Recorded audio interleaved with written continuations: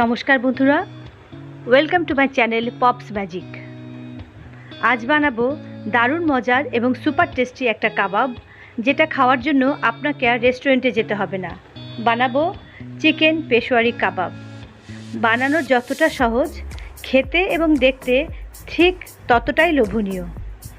বিভিন্ন রকমের কাবাব আমরা সবাই কম বেশি খেয়েছি, কিন্তু যদি অল্প সময়ে এবং একই সাথে চিকেনের ইউনিক ও মুখরোচক কোনো কাবাব বানিয়ে ফেলতে চান, তাহলে অবশ্যই এটা একটিবার অন্তত ট্রাই করবেন। আর একবার বানালে সবাই বারবার আপনার কাছে এটা খাওয়ার আবদার করবে। বিশেষ করে এর সসটা এতটাই ক্রিমি এবং টেস্টি যে একবার না খেলে বুঝতেই পারবেন আপনি এতদিন কী মিস করেছেন। তাহলে কথা না বাড়িয়ে ঝটপট শুরু করছি আজকের রেসিপি ভালো লাগলে লাইক এবং কমেন্ট করে আমাকে জানাবেন এবং চ্যানেলটি সাবস্ক্রাইব করে আমার পাশে থাকবেন। এখানে 400 গ্রাম বোনলেস চিকেন আছে। চিকেনগুলোকে আমি এরকম মাছের সাইজে কিউব করে কেটে নিয়েছি। তারপর ভালো করে ধুয়ে যতটা সম্ভব জল ঝরিয়ে নিয়েছি। এখন একটা পেস্ট বানাবো। এর জন্য একটা মিক্সার গ্রাইন্ডারে নিয়ে নিলাম 1 মুঠো ধনেপাতা, 10-12 কোয়া রসুন, 3-4টে কাঁচা লঙ্কাগুলোকে আমি এরকম হাত দিয়ে ছোটো ছোটো টুকরো করে নিলাম।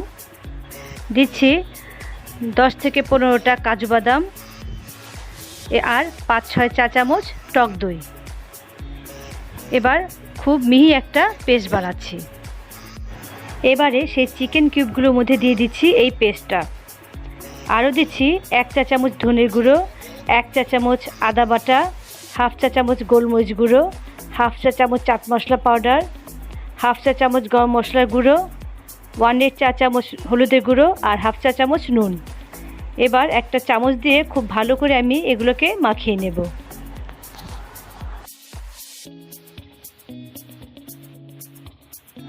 মাংসের সাথে সব মশলা খুব ভালো করে মেশানো হয়ে গেছে। এবার এটাকে আমি আধা ঘন্টার জন্য রেখে দেব। গ্যাসে একটা ফ্রাই প্যান বসিয়ে তাতে 2-3 চা চামচ সাদা তেল দিয়ে দিচ্ছি। তেলটা একটু গরম হতেই দিয়ে দিচ্ছি 1 চা চামচ বাটার। আপনারা চাইলে পুরোটাই সাদা তেলেও করতে পারেন, তবে বাটার দিলে এর ফ্লেভারটা খুব ভালো আসে। বাটার দেওয়ার পর গ্যাসের ফ্লেমটা লো করে দেবেন, তা না হলে কিন্তু বাটার পুড়ে যেতে পারে। এখন দিয়ে দিচ্ছি সেই ম্যারিনেট করে রাখা চিকেনের পিসগুলো। মাংসের সাথে বাটার এবং তেলটা খুব ভালো মতো মিশিয়ে দিচ্ছি।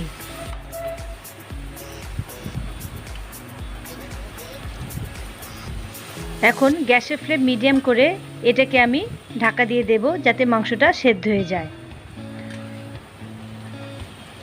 চিকেন এবং টক দই থেকে যে জল বেরোবে সেটা দিয়েই মাংসটা পুরো সেদ্ধ হয়ে যাবে।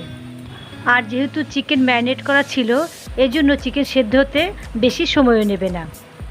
এবার এটাকে আমি ঢাকা দিয়ে রাখছি। প্রায় 8-10 মিনিট পর আমি ঢাকনাটা তুলে নিলাম। দেখতে পাচ্ছেন চিকেন থেকে কিন্তু অনেকটা জলই বেরিয়েছে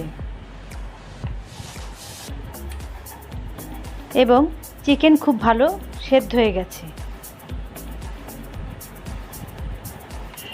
এখন গ্যাসের ফ্লেম হাই করে একটু নাড়াচাড়া করে জলটাকে আমি শুকিয়ে নেব। চিকেনের মধ্যে এখন আর জল নেই, পুরো জলটাই শুকিয়ে গেছে। এবার চিকেনের গায়ে একটু লাল ভাব আনার জন্য গ্যাসের ফ্লেম আমি মিডিয়াম করে দেব এবং একটু পরপর নাড়াচাড়া করে নেব।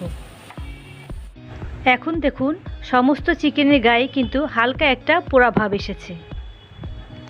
এবারে গ্যাসের ফ্লেম অফ করে আমি এগুলোকে নামিয়ে নিচ্ছি। ওই একই ফ্রাই প্যান আমি ভালো করে পরিষ্কার করে নিয়েছি। দিয়ে দিলাম এবার 2 চা চামচ সাদা তেল। একই রকমভাবে তেল একটু গরম হতে দিয়ে দিচ্ছি 1 চা চামচ বাটার।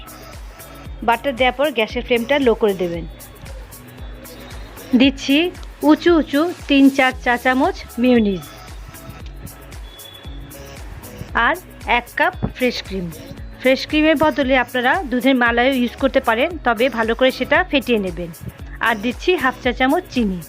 এখন মিডিয়াম ফ্লেমে মেয়োনিজ এবং ফ্রেশ ক্রিম খুব ভালো মতো মিশিয়ে নেব।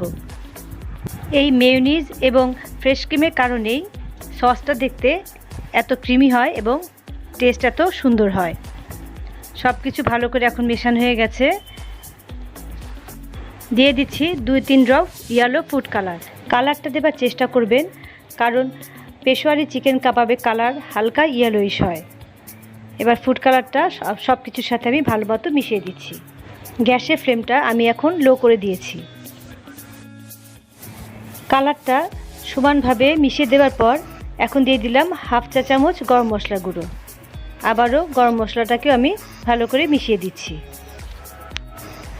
কিছুটা সস আমি এখন তুলে দিচ্ছি, যেটা পরে গার্নিশিংয়ে ব্যবহার করব। এবারে সেই ফ্রাইড চিকেনগুলোকে এর মধ্যে দিয়ে দিচ্ছি।